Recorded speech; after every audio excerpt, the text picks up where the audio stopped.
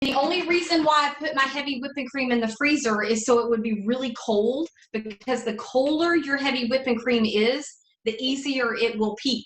So if you're going to go to someone's home, like back in the day when we used to do in-home parties and we would maybe take our ingredients with us and travel, I would always put my heavy whipping cream in the fridge as soon as I got to that hostess's house. So it would be really cold. I'm going to do this, but I don't know that you can hear me over it. I'm just going to mix this. I've got it on a number 1, and I'm just going to keep on mixing it until it peaks, and I'll show you that.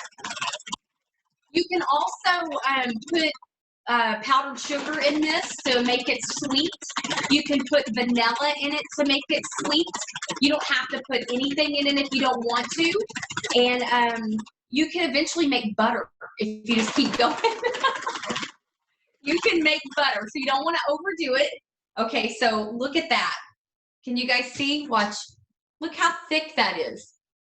And all that was heavy whipping cream blended and made perfectly to peaks. And then you could just dollop that on your little plate.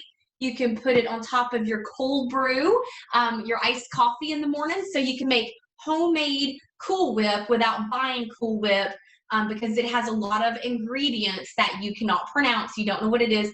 And it has gluten in it. I know, craziest thing. You have to be careful because a lot of stuff will have gluten added to it as a preservative, whereas you make it like this homemade, it doesn't. So just wanted to throw that out there.